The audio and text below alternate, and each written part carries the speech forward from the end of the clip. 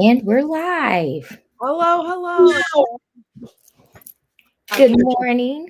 Good morning. Some minor technical difficulties, thus challenging and done. Thank you, T, for solving them. Hi, everybody. We are Dr. T. Watts and Dr. Liz Dubois Erskine at Psyched Pod. You are here with us for a conversation today about mental health and entrepreneurship. Our podcast is dedicated to having real conversations about mental health that don't veer into work-life balance and other sanitized, whitewashed discussions that make it difficult to actually have conversations about how to help people with mental health challenges and what to do with them as a society. So, like I said, I'm Dr. Liz Dubois Erskine. I'm an executive coach based in Maryland. My co-host, Dr. T. Watts, is... I'm Dr. T. Watts. I'm a business strategist as well as a professor and entrepreneur. And I work with a lot of high performers as well, just like Liz, Dr. Liz here. And right now, we're just trying to focus on the mental weight of leadership, ownership, and visibility all at once. So, yeah, let's jump in. A quick disclaimer, neither of us are medical doctors. We are here to share our experiences, lift up the experiences of others. If you're listening to this and we mentioned going on meds, going off meds, going to the hospital, not going to the hospital, any of that, that is not specific advice for you. Don't sue us. But we hope that what you find here is helpful. So without further ado, Dr. Watts, what do you think is different about navigating health challenges as an entrepreneur versus someone that goes to work, gets a W-2, comes home, has lots of obligations and responsibilities, but they don't actually own the company? So when you're working a 9 to 5, there's a bit more stability and structure in that. And you don't have to kind of like do a lot of thinking about where something's coming from, where things are going. And I think that it limits the amount of spiraling and catastrophizing that you're able to do because of that structure and stability. Yeah, absolutely. As an entrepreneur, you do have, it's like you got to go and hunt almost. You got to go find these things. You got to go get it. You got to go market. There's a lot of moving parts in entrepreneurship that sometimes can take an even bigger toll on your mental health because it's like it's more strain and it all falls on you versus a company. They already have a structured dynamic in place where there's like multiple people and they're doing this. And sometimes as an entrepreneur, you might be a solopreneur for a while and all of those roles are falling on you. You can't necessarily outsource certain duties and stuff like that. So you're toggling the weight of managing the company as well as the mental stresses that you have. And you kind of got to go find the resources yourself if you need them. So that's kind of my perspective on it. What about yours? Yeah, I think yes to all of that. And then there's the insurance issue too, right? I don't know if you have VA insurance, but for me, I think the biggest challenge of being an entrepreneur, this is my third company that I've owned, is that you have to buy your own insurance, right? Or your company has to buy insurance, which in and of itself, like that's a different complication too. I'm a solopreneur by choice. I don't anticipate ever wanting to bring on like people under me necessarily. I work with a number of contractors, but as a party of one, having to figure out where to buy health insurance as someone who has a mental health diagnosis was a huge pain in the ass.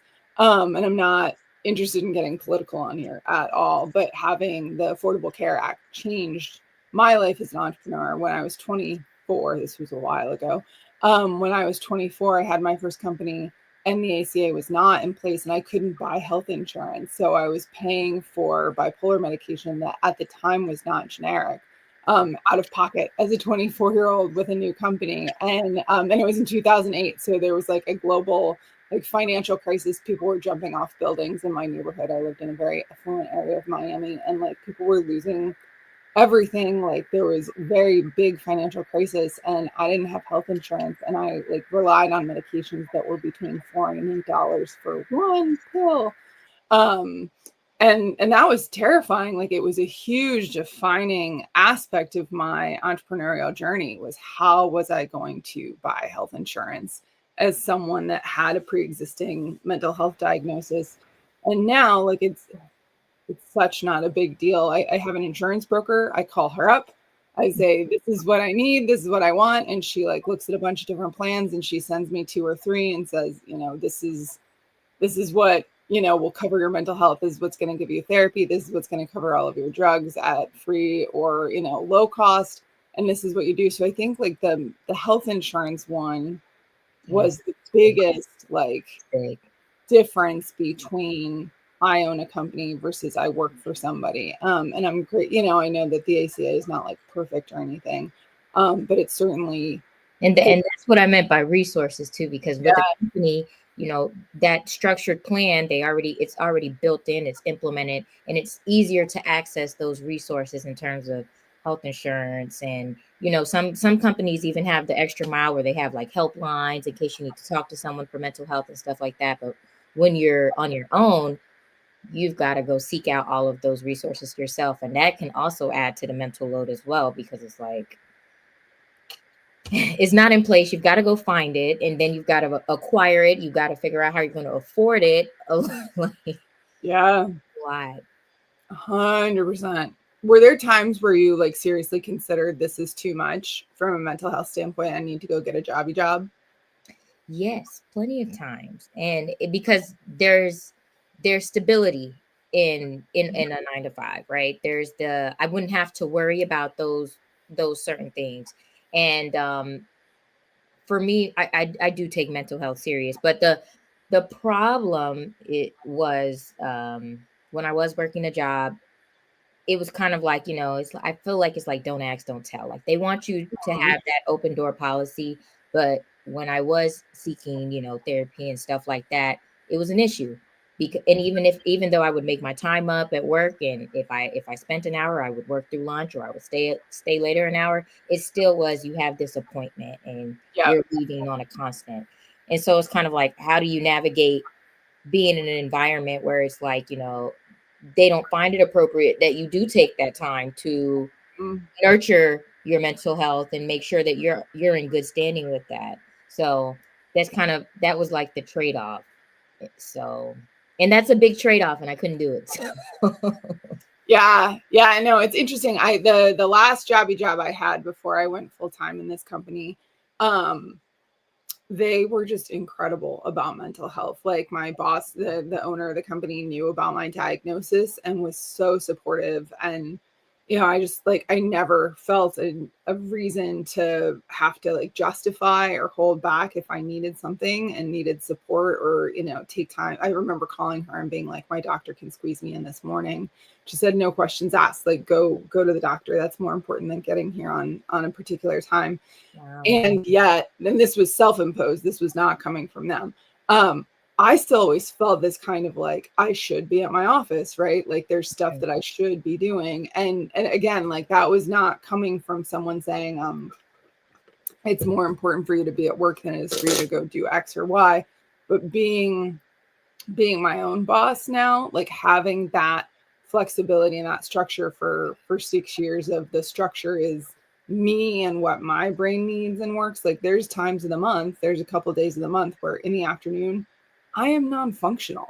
And for me to try to be an executive coach and to hold space and to do really intense work with someone while I'm also like brain dead is not right. It's not fair to them. It's not an integrity. And when I was, in-house coaching for somebody else's company, being able to kind of like whip it out of my back pocket and have to do that was very difficult. And so I think there's so many upsides amongst the challenges. There's so many upsides to being able to say, as a person with a mood disorder, like I can kind of work with my moods. And if I'm having a really difficult like executive function day, I can say, today I'm a little scattered. Would you like to reschedule? And I don't feel any sort of, I'm feeling sort of like should energy, like I should be doing something different. It's like, no, I should be making sure that my clients have a really exceptional experience working with me. And today they're not going to get that. So what do I need to do to like support them by supporting myself?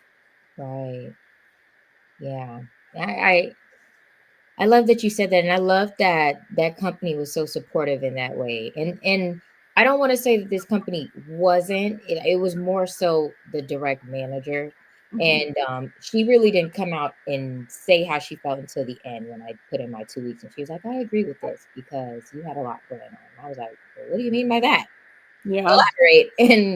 And she was like, well, with the appointments and your kids. And I was just like, wow, okay. And so just with that feedback, it just kind of left me feeling like this isn't something that companies would really, and I don't want to generalize all companies, but it made me feel like this is something that, I will keep to myself. Like if I have to, go back and be in the workforce. Like this is, I don't feel comfortable being open and telling them, hey, I have to go to counseling to make sure that I'm okay, because it's going to pose as a problem. All they're seeing is, okay, we don't have a body in the chair at work. And even though I'm working through the lunch and the hours, because in that role, I was micromanaging my time. So every hour was accounted for. So there was never really an hour that there weren't hours that were missing. I'm making up that time, but it wasn't looked at that still, even though I was performing. And this is why we have this, so we can kind of get rid of those stigmas, because the performance was there. I'm still doing my job. I'm over excelling in certain things, but still it was a problem just because it was like, yeah, but you're not here all day with the 8 hours, 40 hours a week. You take this time to go here when I don't, you know? And so there's just, but aside from that, there's a mental load with like business ownership. And I wanted to ask you, why do owners never really truly feel like they're off? Oh, that's so interesting that you say that. I feel like I'm off a lot. What? Yeah, like a lot, a lot. It's interesting. Like the past 2 days, I was just super low energy, and I took all of Wednesday off. Like we, What? I just like took all of Wednesday off. My husband and I went to Walmart in the middle of the day and like picked out, like plastic storage units for our closet. Like, woo, sexy newlywed stuff. Um, I feel like I'm off constantly because I like my job. Like my job is such an extension of who I am. Like yesterday, once a month, I teach a workshop at this like gorgeous local. It's this building that was built in 1912, and it's been like reactivated as like an artisans marketplace. And they have a really beautiful event space, and I host a workshop there once a month. And like I am very much working. I was wearing high heels yesterday. That means I was working, man. And I just like I love it so much that I never feel like I'm on. Like if I'm sitting in front of the TV, like I want my laptop open, like playing on Canva and like making stuff. I don't feel that way. Like yesterday and the day before in the middle of the day, I was like, I'm tapping out, man. I'm taking a nap. And I don't like my clients, and nobody said anything, right? But there's never been a moment where my clients are like, I get the impression that you don't like always work the whole day through and that you take a 2-hour nap in the middle of the day. Like no one's ever been like that. I've only ever like gotten like, wow, you were really like yesterday morning. People were like, this was so great. This was so like powerful. I taught a workshop last week for a client that I'd done like a private workshop. And I say, my goal on a workshop is that you leave and you didn't feel like you wasted your time. And they were like, this is the opposite of wasted time. This was so helpful. This was this and this was that. And I feel like my like potency as a leader is so much stronger when I do give myself permission to just be off. Mhm. Like I work with a lot of people in my town. I have in-person clients as well as people that I work with virtually. And so they're like, it's a small town. I run into people that I work with, at the Walmart or whatever. And I don't put pressure on myself to like have on makeup and like be on. Like I'm off, right? I'm like, Yeah. we're picking out what we're having for dinner. And oh, even if I'm shooting and like last night we came home, we're both in recovery and we came home from a 12-step meeting and I shot an email out to a bunch of past clients about a specific issue. Mhm. And like I wasn't like, oh, I'm on again. I was like, I'm eating leftover chimichanga from 2 hours ago while I take my medicine and watch YouTube videos. I don't even ever feel like I'm really on all that much. Although if I'm wearing high heels, I know that I am. Yeah. Okay. So Yeah. that's a long-winded way of saying, like, I don't feel that way at all. Why do you feel like you have to be on all the time? Well, more so, I feel like it doesn't stop in terms of the things, all the things. So there's perpetual things that's always going to be there. Emails, like I don't feel like emails stop. Emails come, they're going Right. to keep constantly coming. So even if I cleared it out to zero, like I'm going to get 30 more the next day. So and then yeah, I just feel like it content creation like that to me is like a ongoing, doesn't stop. So I guess with those things, like I just kind of always feel on. Like Mhm. I never really feel like it's off. And then I might come up with an idea like late at night. That happens really often. Like it's like 1 in the morning. I'm like, and so I'll feel I'm really good about it now where I'm just like, okay, I'm gonna go to sleep. But sometimes, like, if it's a really, really good idea, I'll have to like wake up and write it down because I'll forget. So I just, with those, and it's not like a bad um constant, I guess. It's just I'm always thinking about the business, growing the business. What can the business do? How can I help somebody? So it always feels on. Like I'm always in, like you said, Canva, designing something or designing a graphic or something like that. So Yeah, it's interesting. Like I wake up at 3 in the yesterday morning. I did turn off. Like I was like, I was like, okay, I'm not gonna do anything today. And so I just chilled at home and just worked on my laptop.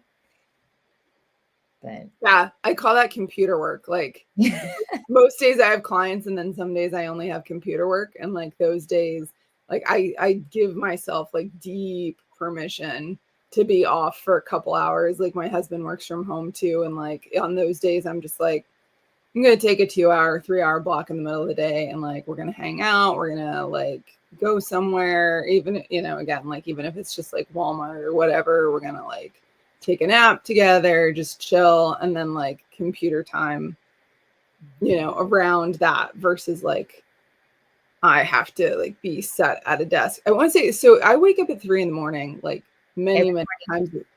Yeah, and I write down in my phone, like I write down these incredible ideas. Like my phone is filled with like millions of dollars of good ideas. yeah. Because like I don't remember them in the middle of the day. And like I don't like stop myself. I'm like, I have this great idea. I'm gonna like wake up for 2 seconds, like write it down, and then like roll back over and that's there for me for later at whatever point. But like to me, that doesn't feel like I'm being on. Like I feel like the difference between being on and just like being in the flow of like this is what I was born to do and it feels so natural to me and it feels so fun. Like the difference is like is my business doing something that I actually wanted to be doing? Because like if I feel that sense of like obligation to be on, that tells me that Mhm. there's some aspect of my business that I'm forcing. That I'm like, well, I have to do it this way. Even like taxes and stuff. Like, I have a really good tax advisor, and that's their problem. Like, I mean, I have to get them the information. But in terms of like I don't know. I feel like the word on in my mind is like obligation. Like I Mhm. don't feel like I have a lot of obligations around my business, but I know having outgrown a couple of iterations of my coaching journey, like there are times where I have felt obligated to like be on with a client. And to me, that's not an indicator of like business is hard. It's an indicator of I'm not doing what I'm supposed to be doing, like right in the niche of what is Mhm. like most inspiring. If I feel on, it's because I don't feel inspired. And if I don't feel inspired, that's like an invitation from the universe to be like, hey, it's time to reconsider what you're doing. Right. Ah, that is a good, I like the language around that. Yeah. Am I working with the people that I feel called to work with? If the answer is no, then why not? Like, and sometimes that's, I feel like I should be working on this other set of problems. Like, okay, well, why? Like, where is that coming from? That like obligation-y feeling, you Now, know? what about like decision fatigue? Do you get decision fatigue in terms of, as an entrepreneur? all of the decision making for the business, it falls on you, whether that be the financial aspect of it, cash flow, sustainability. Um, is I there mean, ever decision fatigue from that? I think this is the plug that I have for like having a coach. Like I don't feel that way at all. Like Um, at all. I have two coaches and a mentor that I lean on. I meet with my mentor almost every single week now for like a year and a half. He's a huge part of my business. mhm, Um, I don't make decisions without his input. I'm just like, here's my thought. Like, what do you think of this? Um, and then with my other two coaches, like they work with me on like specific aspects of my messaging. And like now at this point, having worked with both of them for like a number of years, like mhm. I'll run some stuff by them, but in general, like I actually have a question about our podcast that I'll discuss with you at a different point. And like as my mind was like whirling, I was like, I just have to email Chris about this. Like I need his input on this. I don't make decisions by myself. And so because of that, I don't feel a lot of decision fatigue. And like maybe, I don't know, maybe if there were like You have a good support system in place. yeah. Yeah, I think maybe if there was like higher stakes and it was like a TED Talk in California was scheduled the same day that I was winning like a Nobel Peace Prize. But I'm not there yet. So Yeah, that is really interesting. yeah, I think support is Mhm. where it's at in terms of all of this, like feeling like you're on decision fatigue, feeling like you have kind of the weight of the world on your shoulders in terms of like finding and hunting down clients. Like Mhm. if you have like effective mentors, you will know that your mentors are effective if that goes away. Like that's how you'll know. Uh-huh. What about for you? Do you have decision fatigue?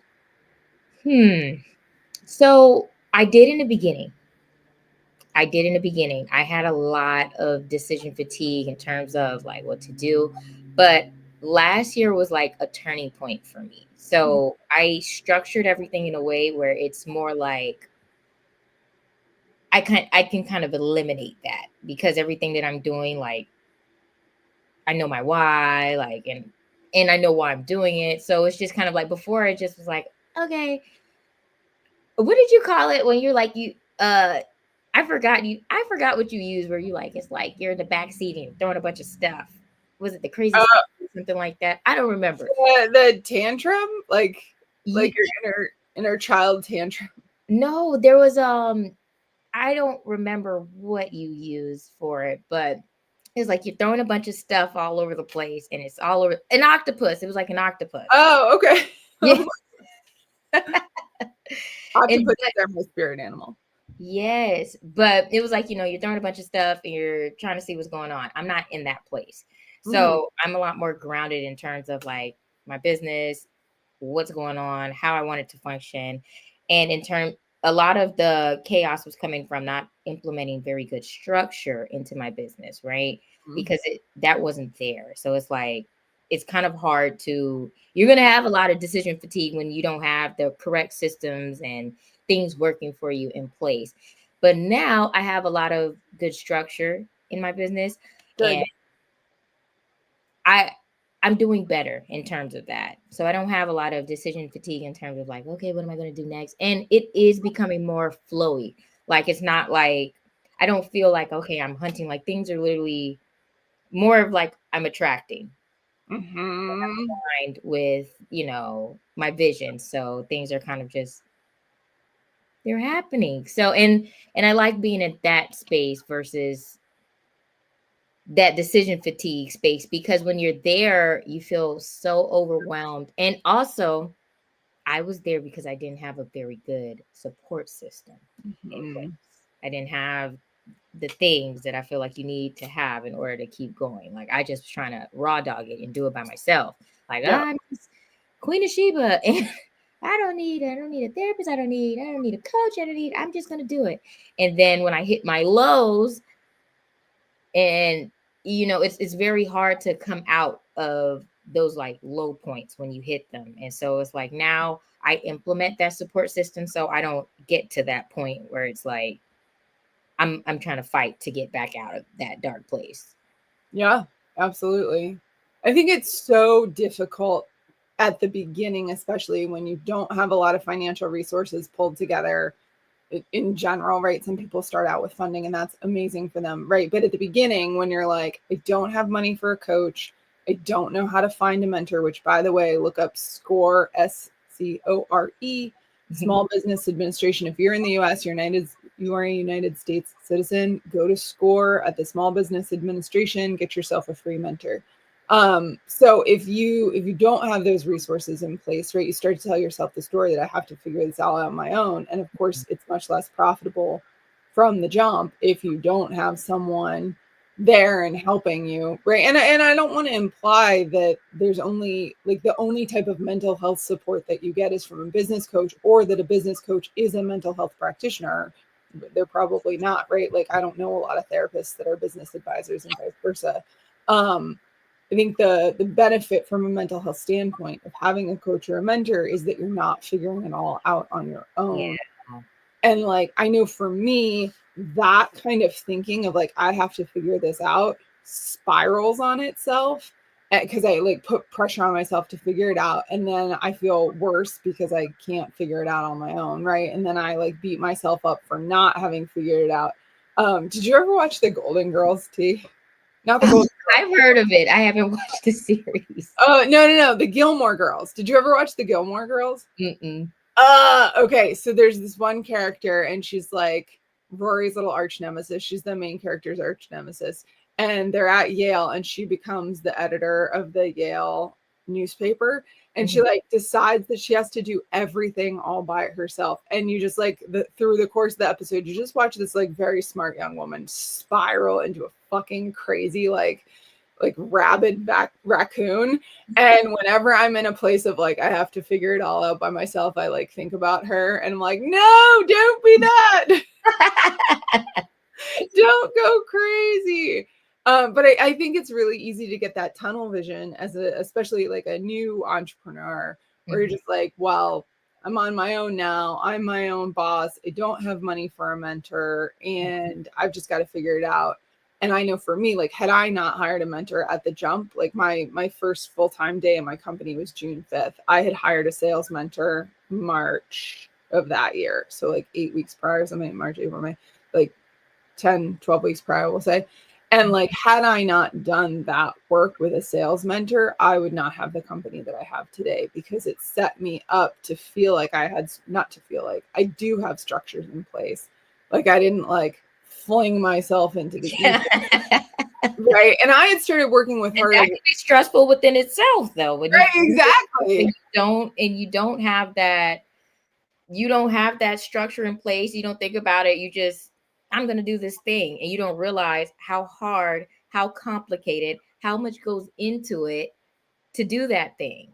And I think I wanted to ask, how did you let go? And I don't know if you like, that hustle type of mentality that like, I'm going to just hustle. I'm going to grind. I'm going to wake up at 3 and go to bed at 2. And I'm going to do all the things for this business versus I'm going to get a support system. I'm going to get a mentor. I'm going to get, a coach to help me do these things. I'm going to get a team of support. How did you kind of differentiate the two? Because I think a lot of people are stuck in that. If I just hustle, I'm going to get it. Yeah.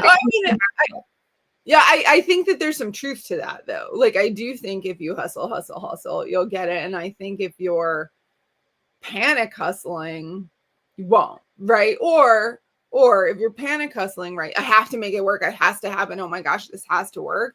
If you're panic hustling, things might get off the ground for you. I don't want to pretend that that's not the case, but they won't be sustainable from a mental health standpoint. Like maybe let's say you panic hustle for a really long time and you're like, my business is doing great. I don't know what the problem is, right? Like what's your quality of life?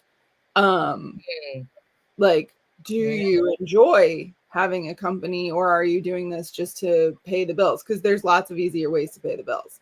I think the really easy answer is that I got sick. I hustled for like the first 18 months of my company. And I had a lot of panic around it and a lot of self-worth tied up in it. Like if I couldn't get it off the ground, then I wasn't good enough. And I did, right? Like it worked. I didn't even have a website for the first $100,000 in my company. I hadn't built a website. I didn't need one. I made $100,000 and I like literally took myself to Starbucks and I was like, I should make a website now, I think probably, right? And I like took a day and I built a website on Wix.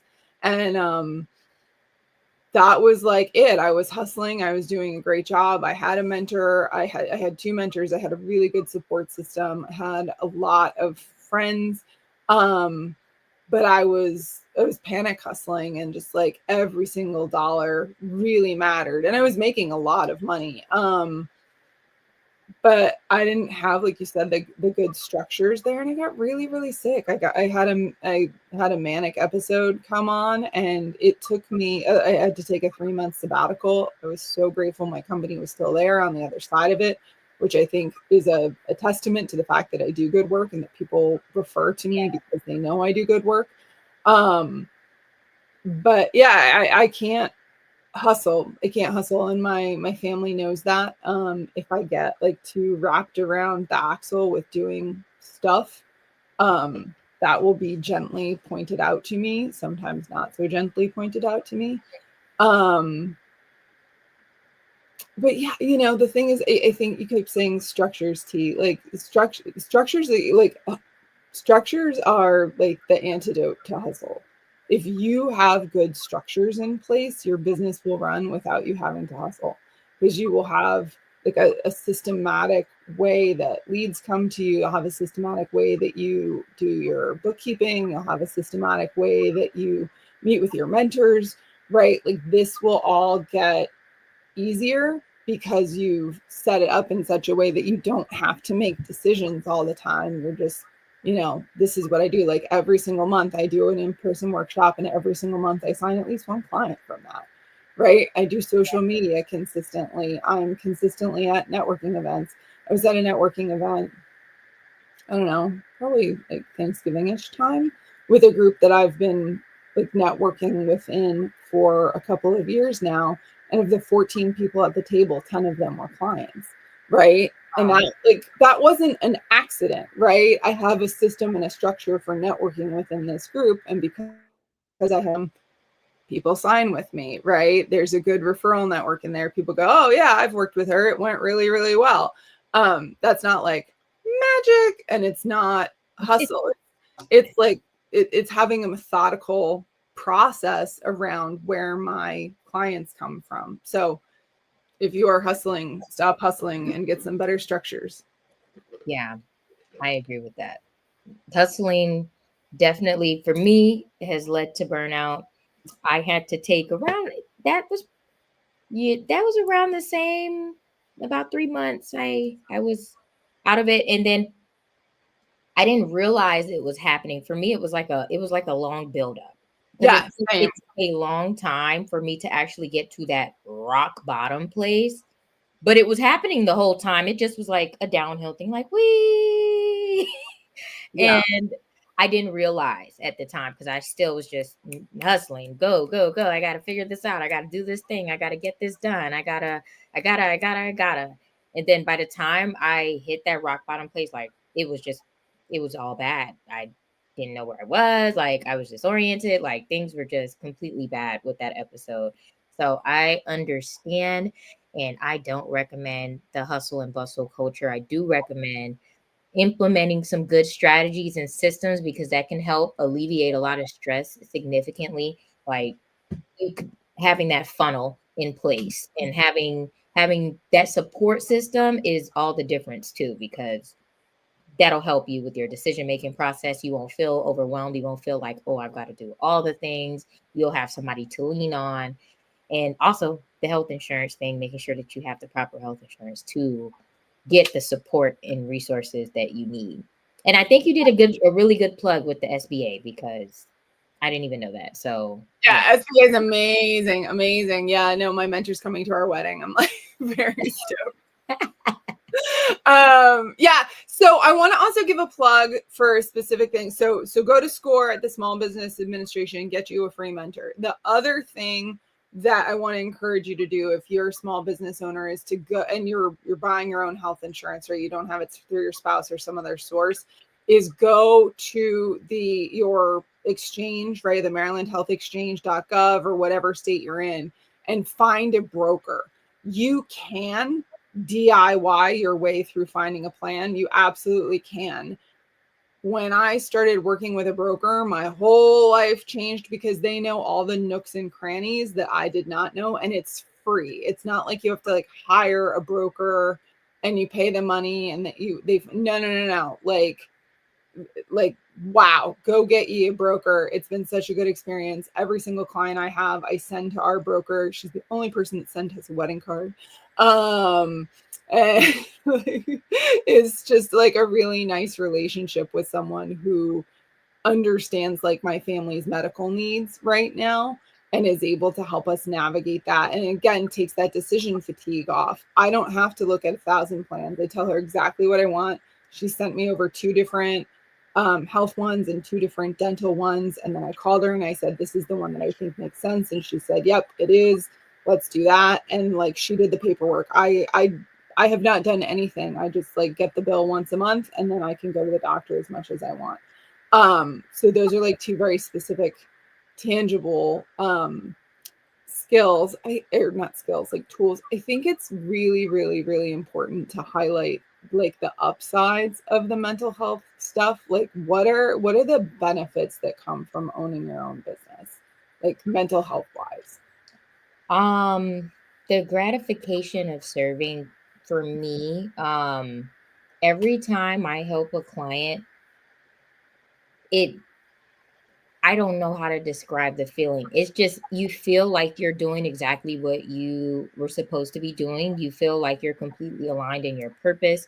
There's nothing like it. Like I feel like sometimes at my last job, the moment I walked in, I knew that it wasn't like where I was going to be stopping. I was like, but they're paying me well. And so I'm doing it. And I didn't mind being like career designated, but something was missing. Like the ability to impact people wasn't there, you Mm-hmm. know?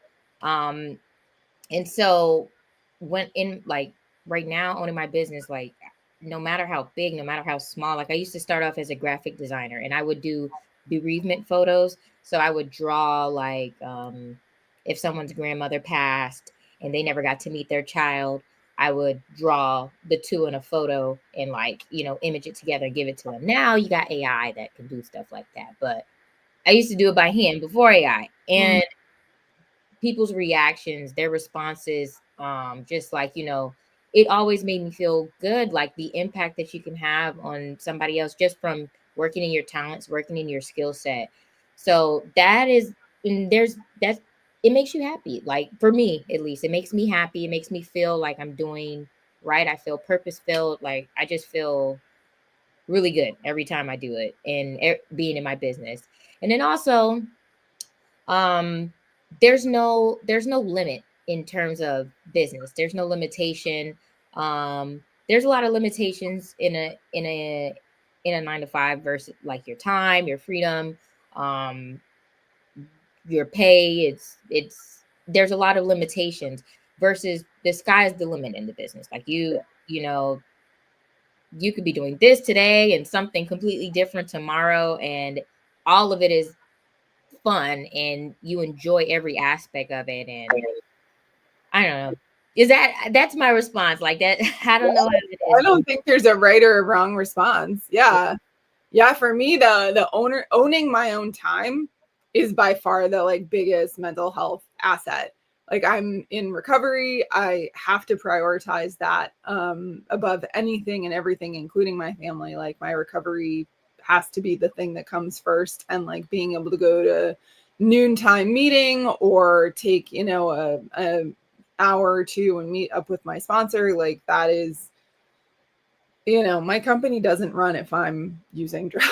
If I'm addicted to Xanax again, my company doesn't exist. And so like having that as the foundation, I think is it's essential, but it can't happen if I don't have enough time in my day to actually like prioritize that.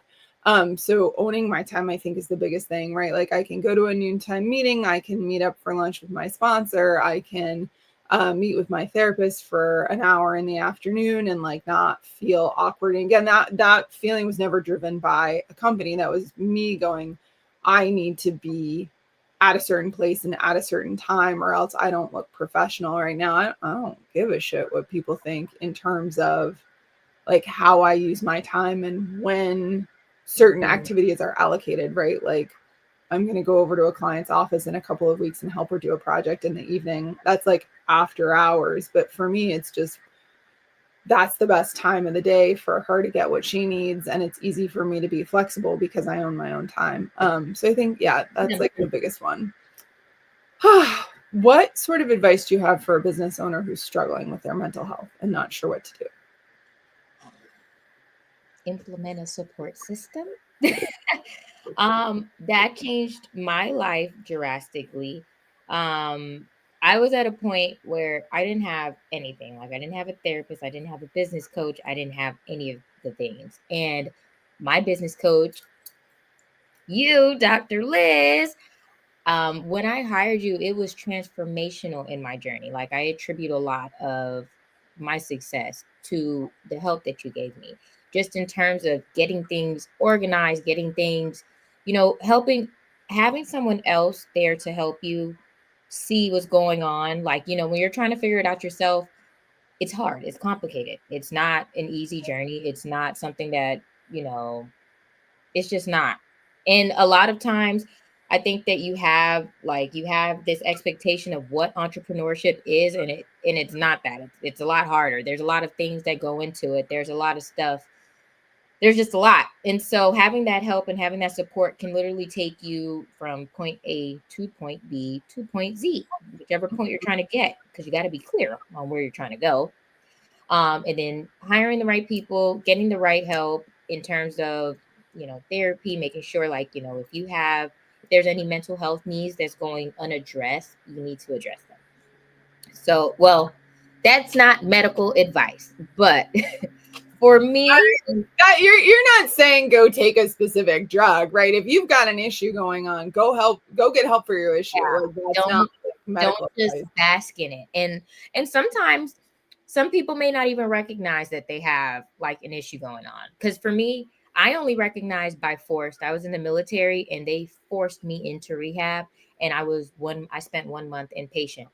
And I didn't think anything was wrong with me. I didn't think I had any issues. I didn't think I had any trauma. I just was living.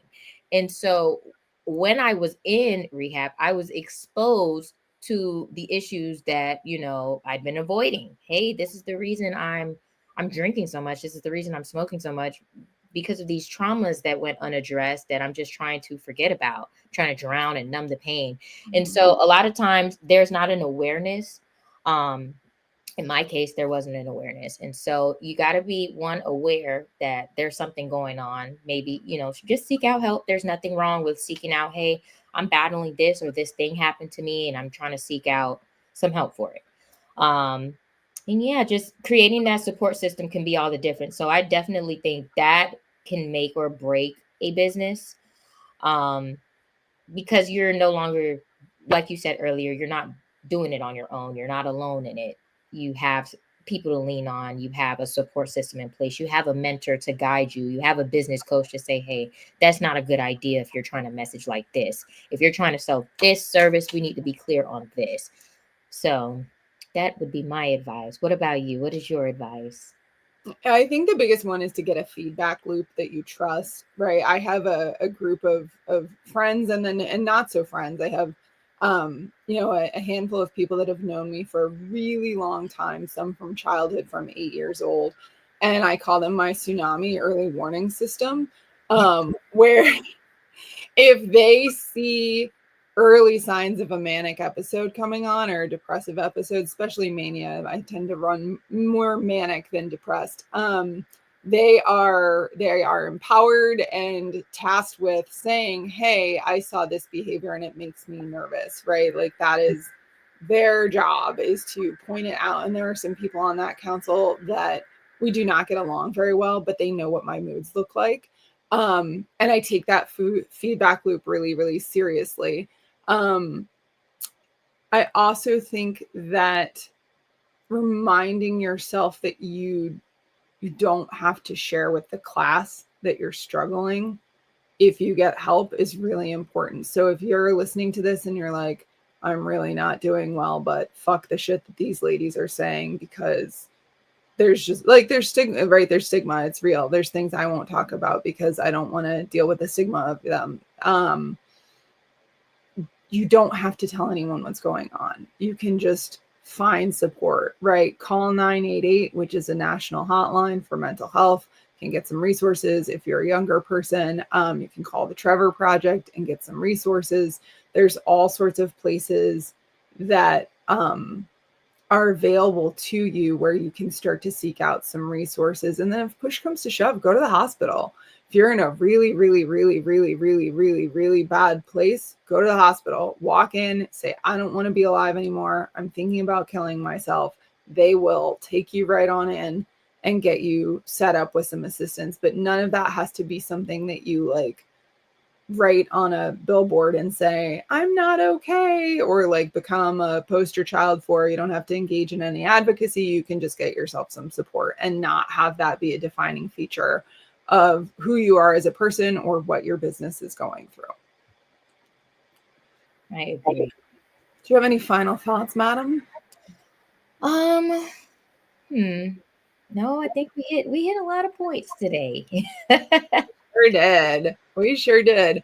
Well, then on behalf of myself and Dr. Talisha Watts, I want to thank you all for tuning in. This is psychedpod.com is where you can go find us. If you want to shoot us an email, you can go to psychedpod@gmail.com. If you would like to apply to be on the show, you can also do that on our website, psychedpod.com. You also have access to each of our LinkedIn profiles down at the bottom, should you wish to contact either of us directly. So with all of that out of the way, we'll say toodaloo. All right. See you guys next time. Bye.